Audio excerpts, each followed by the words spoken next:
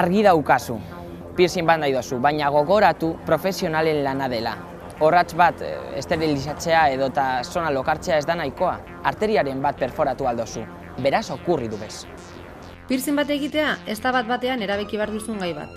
Bat egitekotan bazaude, zentro homologatu bat aurkitu. Osasun kontrolak pasatzen dituzte eta zure segurtasuna bermatzen duen arautegi bat dute. Badakizu non nahi duzun piercinga? Izatez, zure gorputzak dituen bezain besteko tokiak daude zulatzeko. Zure gorputza aztertu eta eder gelditzen den toki batean egin. Sudur eta bekain guztiei ez aizkia ondo gelditzen. Zulatu horretik ez hartu aspirina ez da analgesikorik ere, izan ere odol gehiago aterako zaizu. Behin lokalean egonda, ziurtatu piercingak egingo dizun pertsonak material esterilizatua, maskara eta eskularruak erabiltzen dituela. Piercingak kokatzeko lehendabizi boligrafo batekin seinalatu eta ondoren orratze kanula batekin solatuko da. Zentro batzuetan anestezia lokala erabiltzen da eta sartzen den bitzia titaneo, urre edo altzairu kirurgikokoa izan daiteke, izan ere material antibakterianoak baitira.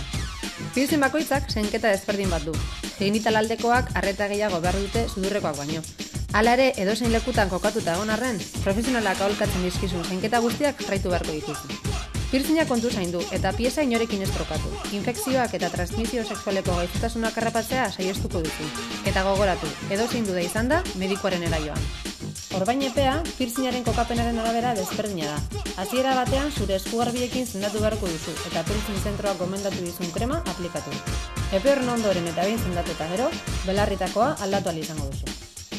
Adin txikikoa bazara, gurasuen edo tutoren baimenea behar duzula gogoratu. Eta odol emailea bazara, urte batez odolik eman gabe egon behar duzula gogoratu be. Faktura gordetzea oso garrantzitsua da. Hau baita gure berne bakarra edozein arazori aurre egiteko.